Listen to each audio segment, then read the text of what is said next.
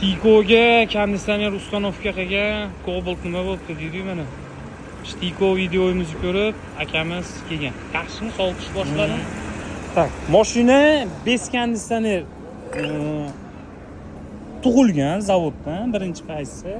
Hozir mana sal qoldi mo'laga o'tirib olishimiz. Va uje haydayapti sovuq akalar. Sovuq haydayapti, uje bilindi. Zo'r holatda.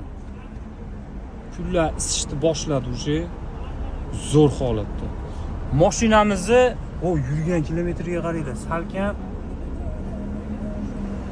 600 ming kilometr. Sovutishi zo'r.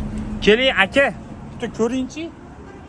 Bizga yoqoradi, sizga yoqish kerak. Hijolat men sizga qaratmayman kamerani. Yaxshimi? Zo'r aka, zo'r. Xudo xolisa. Rahmat. Maza qilib yurasiz aka. Nima ikra qilasizmi buni yo Toshkentga qatnaysiz? Mana akalar, birinchi paytda polniy trubka trassa, polniy hamma yo'g'i bilan mana xudo xolisa sovutishlari go'zal holatda. Tiko qo'yuvdi, shu Tikoni ko'rib xudo xolisa akamiz kelgan. Mana haqiqiy konditsioner bo'yicha professor. Chotki gap bo'lishi mumkin emas. Matiz prostoy bo'ladi. Endi Matizlarga ko'pchilik qo'ydirmaydi, shunaqangi Cobaltlar, Gentra'lar, konditsioner o'rnatmoqchi bo'lsanglar, bemalol gaplashib tura olasiz. Sog' bo'linglar, bizni kuzatishda davom ettiring. Like bosib, bu birinchi paytda Cobalt minadiganlarga shunday jo'natib qo'ying.